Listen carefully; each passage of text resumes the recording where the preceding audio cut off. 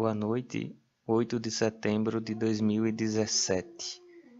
Esse exercício, então, é o segundo exercício do método NRCS, conhecido como método SCS. O enunciado diz o seguinte: dada a precipitação de projeto acumulada para o tempo de retorno de 50 anos, determine a precipitação efetiva em uma bacia com as características seguintes: solo com capacidade de escoamento acima da média, cobertura composta por 30% de pasto, 60% de soja e 10% de florestas muito esparsas. O intervalo de tempo é de 1 hora. Vocês estão vendo aí à direita, então, a precipitação acumulada como um dado do problema. Então, essa precipitação de projeto foi obtida por algum método, utilizando provavelmente a curva intensidade, duração e frequência, né, para o tempo de retorno de 50 anos. Ok? Então, eu vou agora mostrar para vocês a solução numa planilha. Bom, vocês estão diante aqui de uma planilha com os dados do problema. Eu fui numa tabela do método, estimei aqui um CN olhando na tabela para cada uso do solo: pasto normal, soja 82, pasto normal 75, florestas muito esparsas 86. Como cada um tem uma contribuição na área, eu fiz uma média ponderada para achar o valor de CN que eu vou utilizar. Então, 30% da área tem pasto normal, 60% da área tem soja. Deixa eu dar um zoom aqui para vocês verem. E 1% da área tem florestas muito esparsas. Então, aqui eu fiz a média ponderada e o CN que eu vou utilizar para fazer esta simulação da precipitação efetiva, para utilizar o algoritmo de separação do escoamento, é 80,3. Tá? Utilizando então aquela fórmula da abstração ou retenção potencial, né? 25.400 dividido por CN menos 254, o CN sendo 80,3, então nós temos aí 62,3 milímetros de retenção potencial. A abstração inicial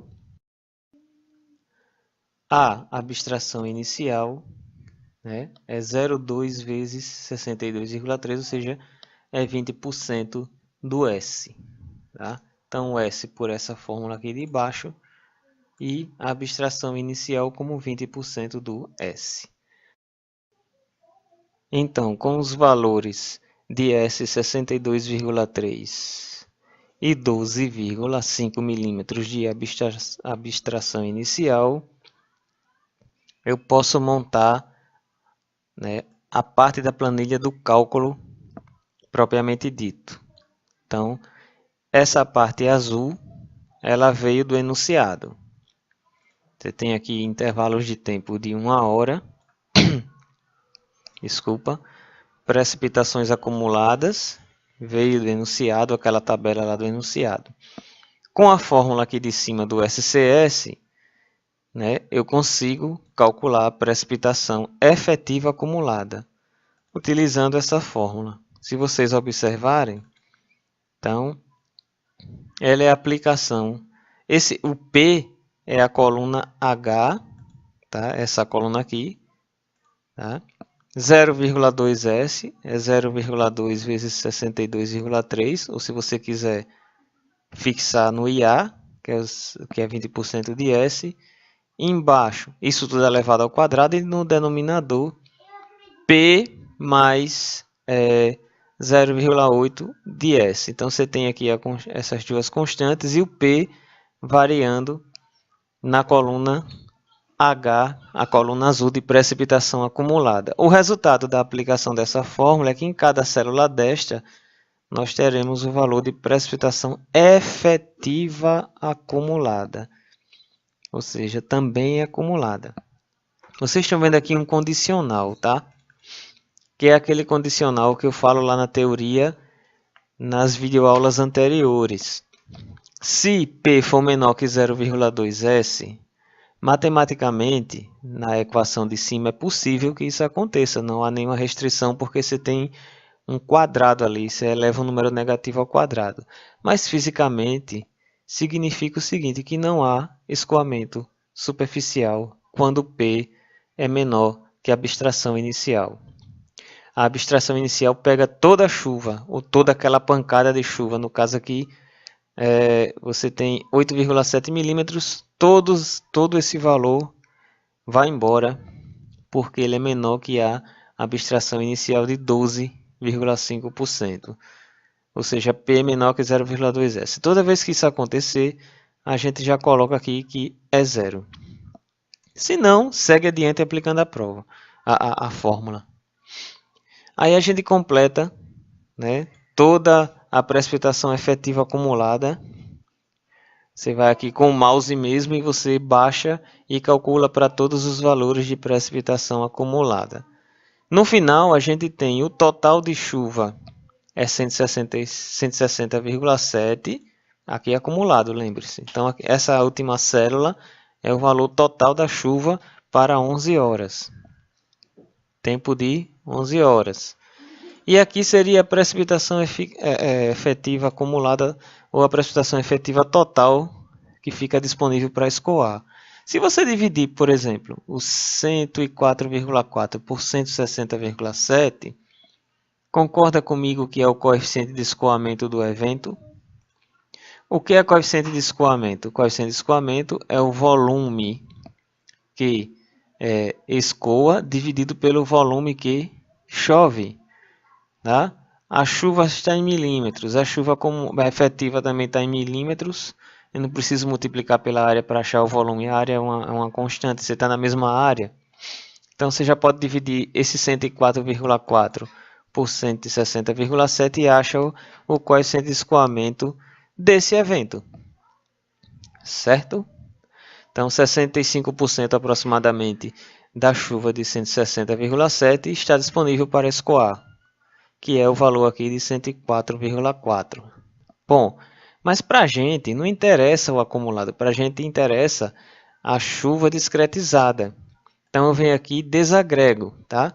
O primeiro valor, então a precipitação efetiva em cada intervalo de tempo de 1 hora é o quê? Por exemplo, na primeira hora é igual a coluna I, coluna J se iguala a coluna I.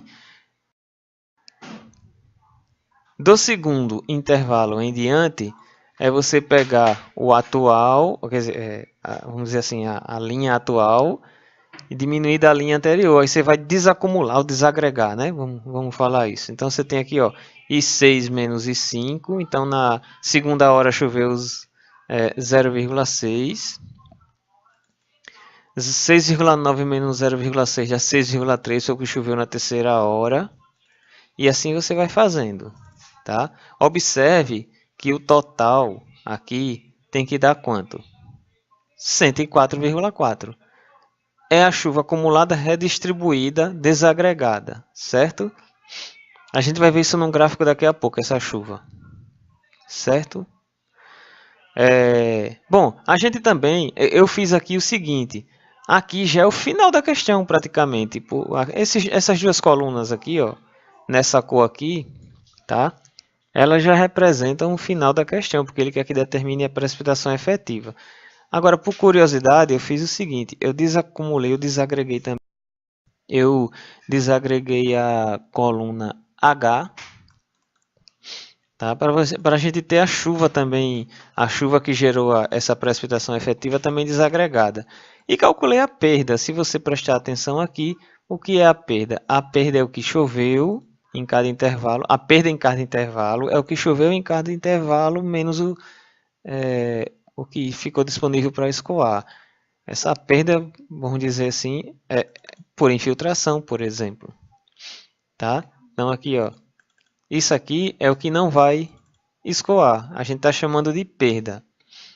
E a perda acumulada, se você tiver curioso. A perda acumulada total é 56,3. Olha só, se eu somar 56,3 com 104,4, ou seja, o que se perdeu ou infiltrou mais o que ficou disponível para escoar superficialmente, tem que dar a chuva total, certo?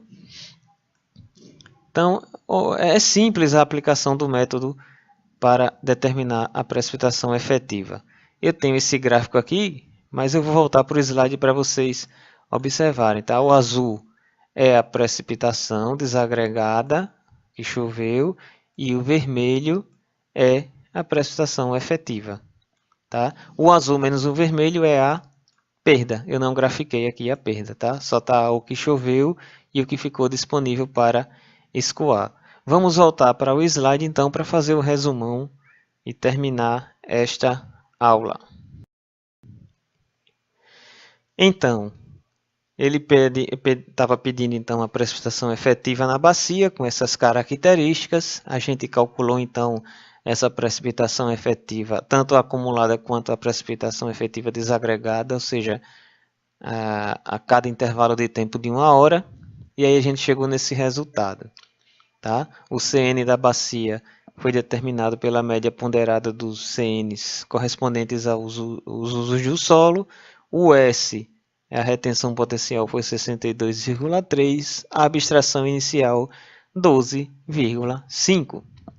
Então, se vocês observarem no gráfico, assim, e o C foi 0,65. Se vocês observarem no gráfico, a precipitação efetiva só começa a ocorrer aqui, ó, no intervalo de tempo aqui, ó. Tá vendo?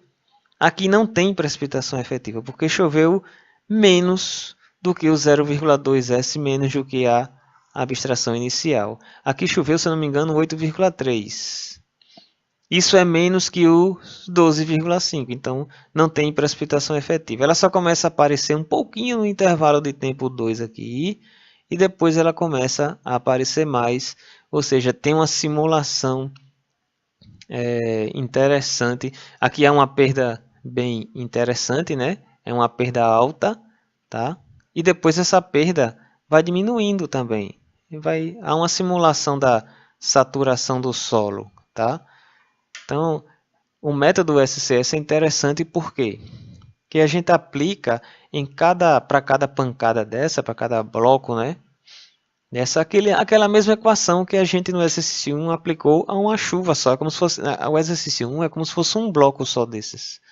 Tá? Aí é interessante porque eu consigo achar a precipitação efetiva na forma de ietograma, que é esse formato que está aí, né? Ietograma, ou seja, a distribuição temporal da chuva. E aí depois eu posso propagar a precipitação efetiva, ou seja, a precipitação aí vermelha, que vocês estão vendo na figura, né? Com um método de propagação na superfície da bacia, assim achar o hidrograma resultante dessa chuva maior, essa chuva azul, o P. Tá?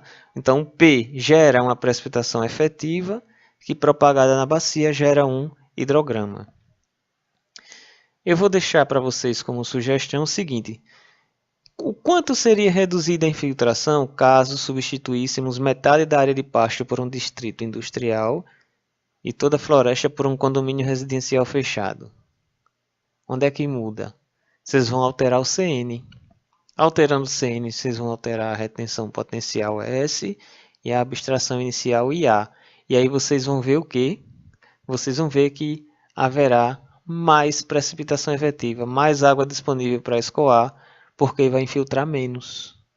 Tá? Então ele quer saber o quanto seria reduzida a infiltração saindo de um estado que a gente está trabalhando, que foi o estado desse exercício aqui, ó, cobertura de pasto, soja e floresta, por uma área mais impermeabilizada, ok? Então fica aí como exercício, como sugestão, e espero que vocês tenham entendido. Obrigado.